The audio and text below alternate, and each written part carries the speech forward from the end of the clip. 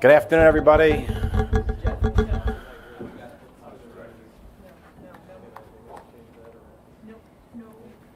All right, Tom, let's go. Good afternoon, everyone. We'll start our Q&A. Our first question is Colleen Wilson with the record.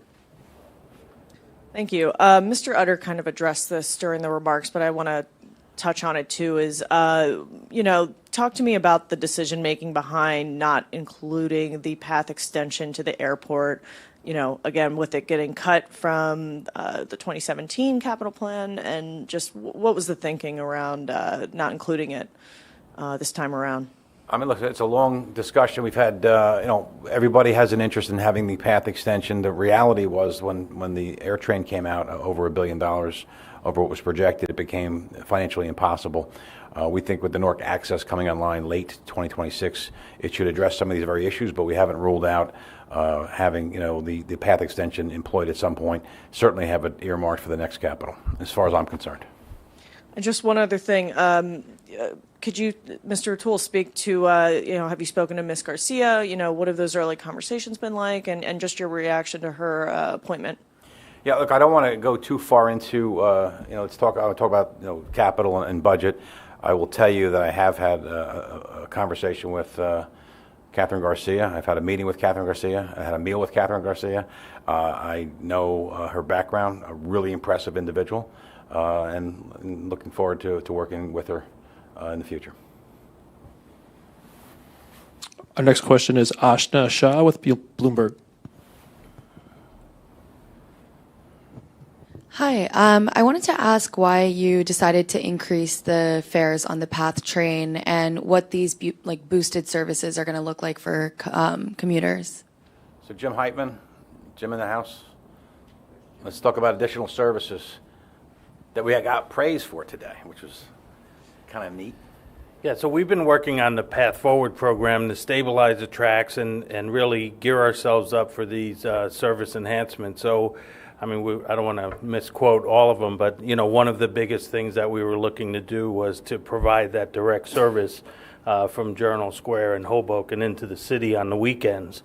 In addition to that, we added late night Friday service, and we also put a lot more service in the morning and afternoon peaks based on overcrowding. So we're really looking forward to that. It's going to come in 3 phases. The first phase will come in March after Path Forward is completed, then another phase in May, and then another phase in 27, finally, when we get the staff on board to put them all into effect. And what pushed the decision to increase the fare? So the cost for that service level improvements, the investment in the capital program, as we mentioned in the presentations today, for every $3 today, it costs us $12 to operate. So just trying to take on these ambitious service level improvements, support the capital, provide that reliable service. We're trying to strike that right balance, so it was necessary to raise some revenue for the investments. I mean, just so we're clear, we're subsidizing $8 to $9 a ride if it's literally $3 as opposed to the $11 or $12 per. So I think we've done a really good job of trying to balance that with the ability for those folks to pay for that and the ability for us to service these upgrades. And we hope we struck the right balance. Next question is Mike Angel with the Journal of Commerce.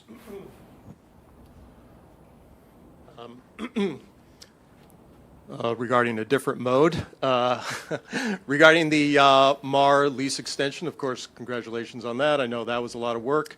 Can you speak about the capacity commitment that they've made? I mean, how many more lifts, what percentage increase from the 1.8 million lifts that they did in 2024 are you expecting, say, over the term of the lease, and how are they going to be able to do it when they're effectively constrained at 450 acres?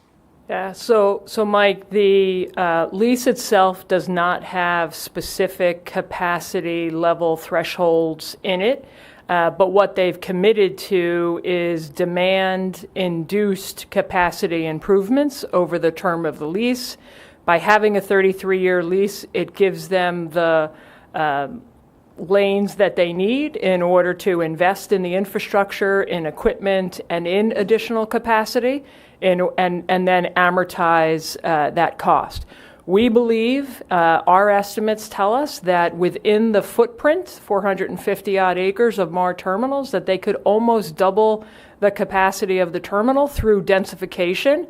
And as you know all too well, that will come with longer operating hours, which we need the rest of the supply chain to support as well.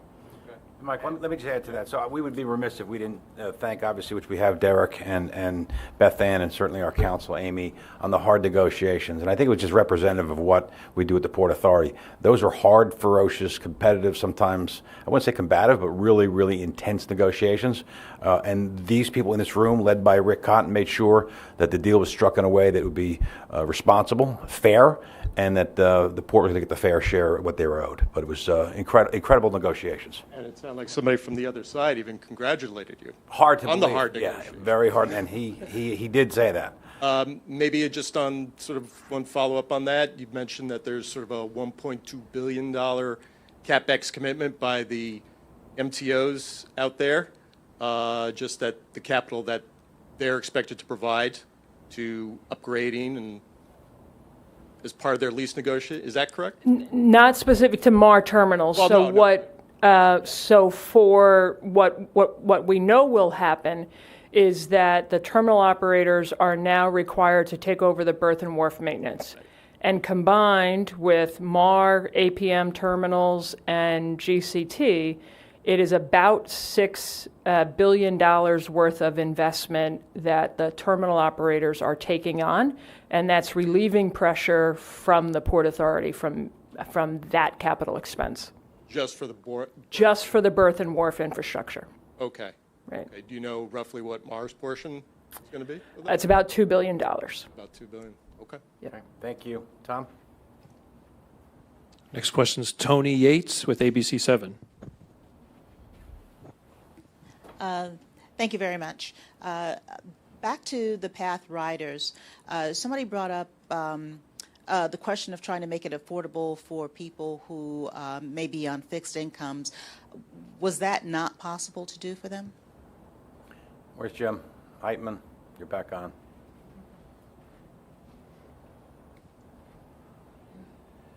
So we can get you information about the discount programs that we have in place.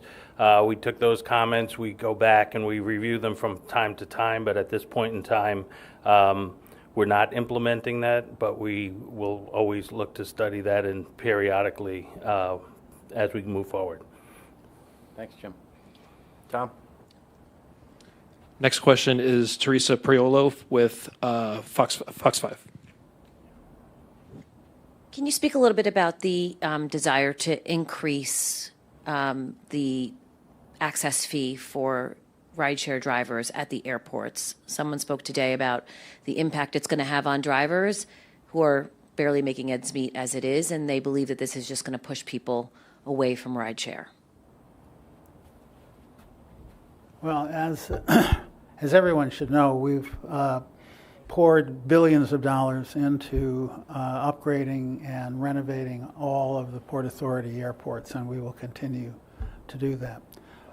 That cost has to be addressed in some way. The lion's share of that cost comes from private terminal operators, from the Port Authority's own capital, but we really need all parts of the airport community to help finance what has been extraordinary investments in the airports. And so the FHV drivers, it's not really the drivers, it's the vehicles, are part of the airport infrastructure. We regard the ground transportation, obviously, as a critical element of an airport. People have to have the ability to get there by ground transportation and also when they arrive.